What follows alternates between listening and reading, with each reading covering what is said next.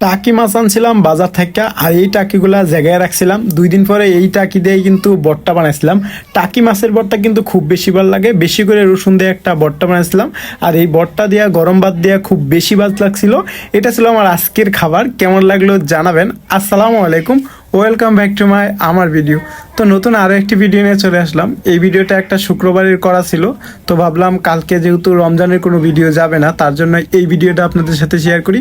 কোনো একদিন শুক্রবারে আর কি সব বেলা বাজে ঘুমোর থেকে উঠি, তো বেলার সময় ঘুমোর থেকে ওঠার পর রোডে চলে গেছিলাম। আর রোডে যে টাকি মাছ নিয়েছিলাম, অনেক দিন ধরে টাকি মাছের ভর্তা খাওয়া হয় না, তার জন্য তো টাকি মাছের ভর্তা আনার পর তারপরে এই টাকি মাছগুলোকে একটা ড্যাগে আমি মূলত এগুলারে জায়গায় রাখি। তো জায়গায় রাখার পরের দিনকে আমি এইগুলা দিয়ে আসলে ভর্তা বানানোর চেষ্টা করব।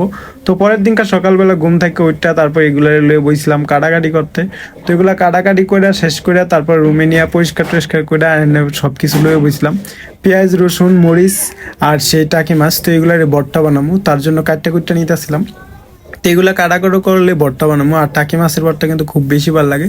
তো এলাকায় খাইছি অনেক আগে, তো আজকে আরেকবার খায় দেখবো। আর যেহেতু কালকে রমজান শুরু হয়েছে, রমজানের ভিডিওটাও কিন্তু শ্যুট করছি। কিন্তু রমজানের ভিডিও, আমার ব্লগিং ভিডিওগুলো এরকমই যে আগের দিন একদিন পর পর একটা ভিডিও আর কি, মানে প্রত্যেক দিনেরটা দিন যায় না, কারণ এডিটিংয়ের একটা ব্যাপার আছে, ভয়েসের একটা ব্যাপার আছে, তার কারণে মূলত একদিনের আগেরটা ভিডিওটা আপনারা দেখতে পাবেন। তো হয়তো বা এই আজকের ভিডিওটা কালকে দেখবেন। তো এখানে এগুলো রেডি করে নিলাম, তারপর এখানে মাছগুলো নিয়ে নিছি। আর মাছে একটু সামান্য হলুদ আর মরিচ আর একটু ধনিয়া, মানে হলুদের গুঁড়া আর মরিচ আর লবণ দিয়ে ভালো করে মাইকে নিছি। তো মাইকে নেওয়া শেষ হয়ে গেলে এগুলো এক সাইডে একটা পেঁয়াজ কাটটা নিছি। তো এখানে পেঁয়াজ কাটা শেষ হয়ে গেছে, তারপর কাটটা নিবো রসুন। তো এদিক দিয়ে রসুনও কাটটা নিলাম। পেঁয়াজ রসুন কাটা শেষ হয়ে গেলে মূলত এখন আমি নিয়ে নিব সেই কাঁচামরিচগুলা। তো এদিক দিয়ে কাঁচামরিচও নিয়ে নিলাম। তো দেখতে পাচ্ছেন এখানে আমার ভর্তা বানানোর জন্য সব কিছু রেডি। এবার চুলাপাড়ে চলে গিয়েছিলাম। তো চুলাপাড়ে যাওয়া প্রথমে আমার কাঁচামরিচগুলো ভাজে নিতে হবে, তেল দিয়ে আগে মাছটা ভাজে নিলাম। তো মাছ এপাশ আর ওপাশ ভালো করে ভাজতে হবে, তার জন্য একটু চুলাটা হিট করে দিছি।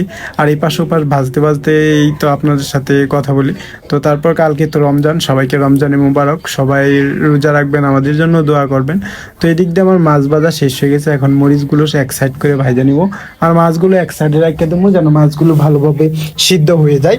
তো এদিক দিয়ে মরিচও হয়ে গেছে, এখন আমার পেঁয়াজ কুচি ভাজার পালা। তো পেঁয়াজ কুচিগুলো খুব সুন্দরভাবে ভাজা নেবো। পেঁয়াজ কুচিগুলো দিয়ে দিলাম চুলারে, আর পেঁয়াজ কুচির সাথে একটু হলুদ আর একটু তেল দিয়ে দিলাম। তো এগুলো এই সাইড দিয়ে হইতে থাকে, আর আমি ওই সাইড দিয়ে একটু ওয়াশরুম থেকে আসি। তো তারপর এটা দিয়ে আমার অলমোস্ট হয়ে গেছে। তো হয়ে যাওয়ার পর এটা এখন এখানে উঠিয়ে নিব। তো সব কিছুই কিন্তু রেডি হয়ে গেছে। তো এখন ভর্তা বানানোর পালা। তো ভর্তা বানানোর জন্য ভর্তা এগুলা নিয়ে রুমে যাইতে হইব। তো এগুলো নিয়ে রুমে যাই গেলাম, আর রুমে যায় ভালো করে এগুলার এক সাইড করে নিলাম। আর এই মাছটারে প্রথমে এই কাল্লাগুলো রেখে দিলাম, তারপর মাছের কাটা ফালাই নিলাম। এবার মাছের কাটা ফালানো শেষ, আর এক সাইডে রাখাও শেষ। এবার মরিচ নিয়ে নেবো, আর মরিচের সাইড করে সুন্দর করে লবণ নিয়ে নেবো। তো দেখতে পাচ্ছেন দুইটা মাছের ভর্তা কিন্তু আমি একদিনে খাওয়া শেষ করতে পারতাম। মূলত এই মাছ ভর্তা দিয়ে আজকে সারাদিনই খাইমু। তো এটাই আমার আজকের খাবার। তো মাছ ভর্তা কিন্তু বরাবরই ভালো লাগে, আর টাকি মাছের ভর্তা হলে আরও বেশি ভালো লাগে। তো এখন লবণ দিয়ে এই কাঁচামরিচগুলো সুন্দরভাবে চটকে নেব। তো কাঁচামরিচগুলো ভালোভাবে চটকে নেব যেন কাঁচামরিচে কোনো আঁশ টাশ না থাকে। তারপর এই পেঁয়াজ আর রসুন একসাথে মিক্সার করে নেব। এবার মিক্সার করা শেষ, এবার মাছ মিক্সার করে নেব।